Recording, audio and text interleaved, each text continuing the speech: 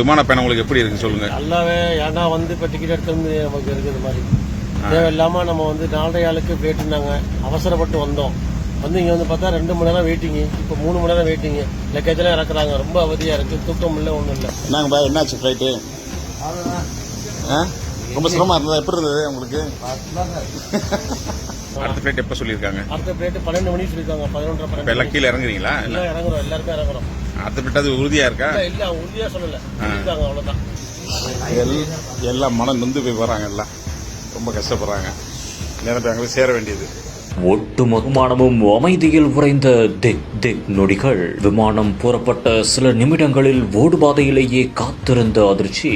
உள்ளே இருந்த 176 பயணிகளுக்கும் என்ன நடந்தது? அடுத்த ஃப்ளைட் எப்போ சொல்லியிருக்காங்க? அடுத்த ஃப்ளைட் 12 மணிக்கு சொல்லியிருக்காங்க. 11:30 எல்லாம் கீழே இறங்குறீங்களா? இல்லை இறங்குறோம், எல்லாருக்கும் இறங்குறோம்.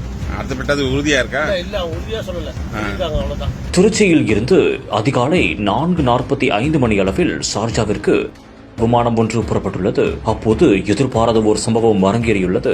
திடீரென்று அந்த விமானத்தில் தொழில்நுட்ப கோளாறு ஏற்பட்டதாகவும் இதனால் ஓடுபாதையிலேயே விமானம் நிறுத்தப்பட்டதாகவும் கூறப்படுகிறது. மேலும் உள்ளே இருந்த 176 பயணிகளும் அதிர்ச்சியில் உறைந்து போயுள்ளனர். மேலும் அவர்கள் சரியான சமயத்திற்கு செல்ல முடியாமல் அவர்கள் மிகுந்த சிரமத்திற்கு உள்ளாகியுள்ளனர். இதையடுத்து விமானம் கடைசி நேரம் வரை புறப்படாத காரணத்தால் அவர்கள் வெளியே வந்ததாகவும் கூறப்படுகிறது. இந்த ஒரு சம்பவம் அப்பகுதியில் பெரும் பரபரப்பையும் அதிர்ச்சியையும் ஏற்படுத்தியிருக்கிறது. மேலும் அகமதாபாத் விமான சம்பவத்தின் அதிர்வலைகள் அடங்கிய சில நாட்களில் இப்படி ஒரு சம்பவம் அரங்கேறியது அனைவரையுமே அதிர்ச்சிக்குள்ளாக்கியுள்ளது.